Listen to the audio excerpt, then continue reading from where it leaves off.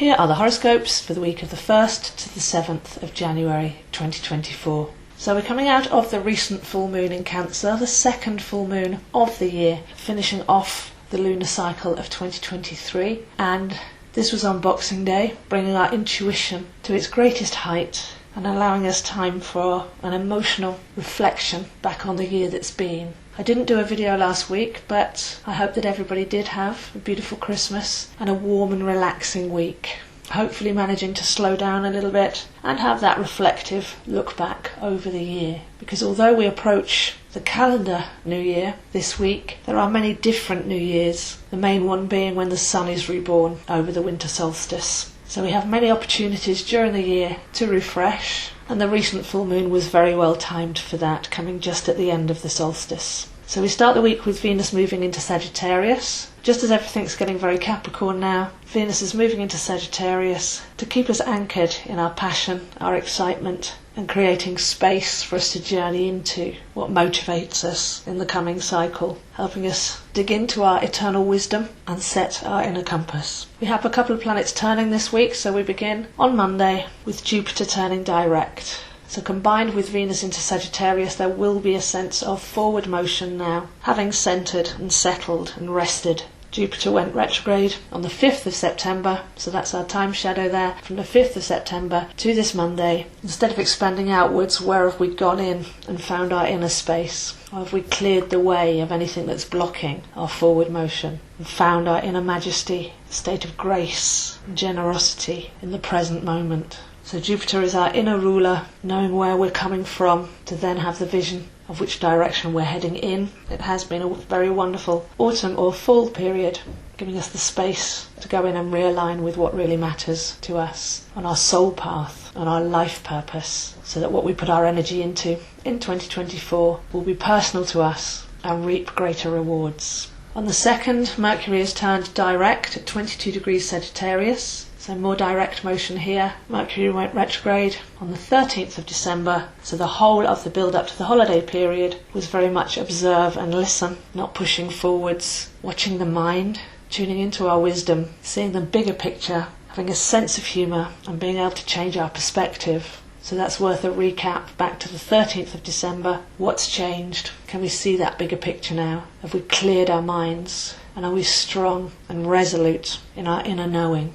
And then by the 5th, Mars moves into Capricorn, so this really is the go-ahead as we head towards a new moon next week. This is a great time to set intentions. Mars is like the fuel that will get us up the mountain. Motivation, discipline, and being on point with the challenges that we set ourselves. Being timely in our expectation of their completion. Working with authenticity, making sure that we're putting our energy into what's meaningful for us and what will bring the greatest rewards.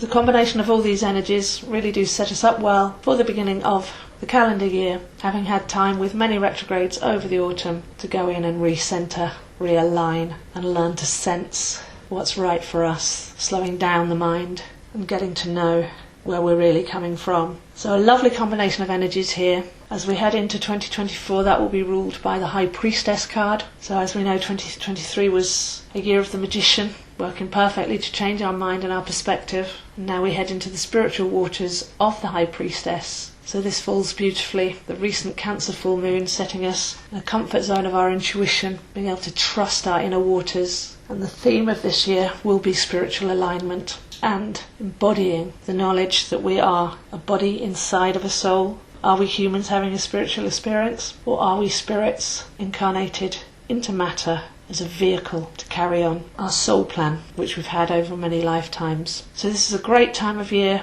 to start looking ahead, having cleared the way, having really simplified, learning to trust our feelings and our intuition. And if we are setting intentions, as Mars moves into Capricorn, or next week with the new moon in Capricorn, they should be coming from a very profound place, feeling our pure soul energy, and then turning our attention to where that's best directed. Now we should be able to start to see a clear way ahead, connected with our inner fire, the perspective of multi-lifetime mission, and trusting to make our decisions from that sacred space, putting everything back into proper alignment and feeling our way forwards as we head towards the Pluto Aquarius age, where none of the old rules will apply, but your sovereign soul self gets to take the lead, to take the reins, unfettered by the human condition. So I do recommend that you start to learn your chart, or continue to learn your chart, as the Pluto Aquarius year ahead, that's your map. It shows you many secrets that you put into your life plan that you can unlock now, which brings a great deal of mental clarity and heartfelt peace that we're doing the right thing at the right time